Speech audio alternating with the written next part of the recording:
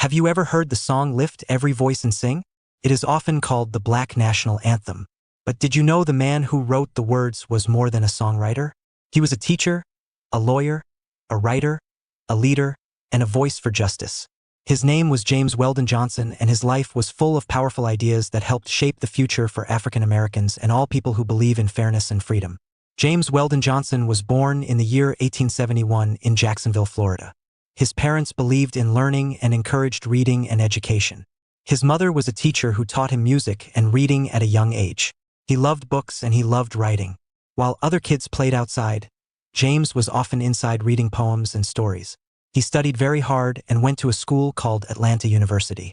He graduated in 1894 and soon began teaching children in his hometown.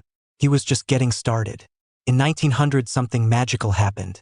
James's brother John Rosamond Johnson wrote a tune on the piano. James decided to write words to go with it.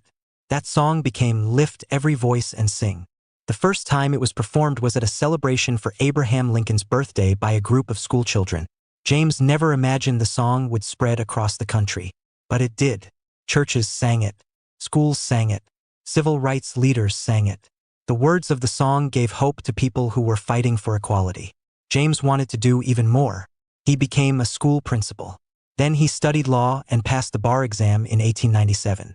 That meant he could now be a lawyer, even though there were very few black lawyers at that time in Florida. He was one of the first. He also wrote stories and poems. Some of them were about the tough lives of African Americans in the South. He used words to shine a light on unfairness. People paid attention. Because James was such a smart and respectful leader, he was chosen to work as a diplomat for the United States. That meant he represented the country in other places.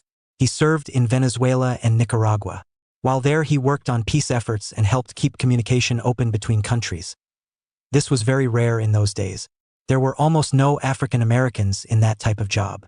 James showed the world that black men could serve with wisdom and dignity on the world stage. In 1916, James Weldon Johnson joined the NAACP, which stands for the National Association for the Advancement of Colored People. This group worked to protect the rights of African Americans. Just a few years later, he became the first African American to be the executive secretary or leader of the organization. He traveled all across the country giving speeches and writing about the unfair treatment of black people. He helped fight against lynching, which is when people were killed by mobs without a trial. He wanted laws to protect people from this violence. He worked with politicians and writers and even President Theodore Roosevelt to try to bring about change. James never stopped writing. He wrote poems that told the stories of real African Americans. He wrote essays and books like The Autobiography of an Ex-Colored Man and God's Trombones.